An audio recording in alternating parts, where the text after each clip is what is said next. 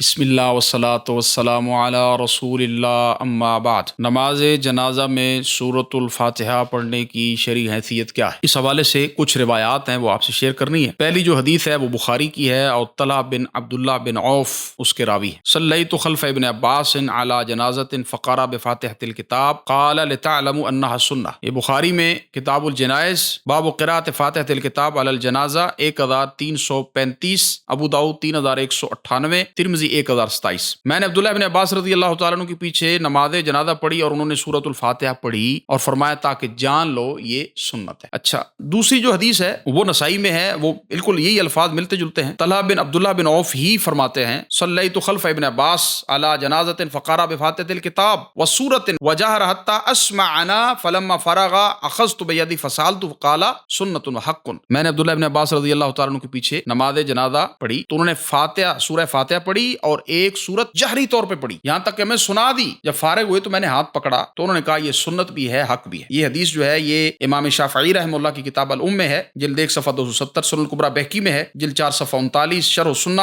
جلد 5 صفحہ 353 اور حدیث نمبر ہے 1494، المحلہ جلد 5 صفحہ 129، مسند طیالسی 2741، دارقطنی جلد 2 صفحہ 72، شرح معانی الاثار جلد 1 صفحہ 500، مستدرک حاکم جلد 1 صفحہ 358۔ تو یہاں بھی سنت اور حق کا لفظ بولا گیا اور یہ بھی معلوم ہوا کہ جنازہ انہوں نے اونچی آواز سے پڑھا تھا، تبھی جو ہے وہ انہوں نے پیچھے سنا۔ اچھا، ایک مسلمہ قاعدہ ہے کہ جب صحابی یہ الفاذ کہتا ہے نا کسی حدیث میں کہ یہ سنت ہے تو ان سنت سے مراد اللہ کے رسول صلی اللہ علیہ وآلہ وسلم کا طریقہ ہے۔ تو یہ جو قاعدہ ہے، یہ اصولی بحث ہے، یہ آپ درج ذیل کتابوں میں دیکھ سکتے ہیں۔ عمدۃ القاری جلد 8 صفحہ 140، جوہر النقی جلد 1 صفحہ 303، المجموع جلد 5 صفحہ 232، فتح القدیر شرح ہدایات جلد 2 صفحہ 95، مرقات شرح مشکات ملا علی قاری جلد 2 صفحہ 638 اور نصب الرایہ جلد 1 صفحہ 413، حاشیہ نصب الرایہ جلد 2 صفحہ 271، فتح الباری جلد 3 صفحہ 204، 512 جلد 1 صفحہ 523 اور المستصفى جلد 1 صفحہ 131، تدریب الراوی جلد 1 صفحہ 97، فتح المغیث للسخاوی جلد 1 صفحہ 125، الکفایہ صفحہ 420، شرف نخبۃ الفکر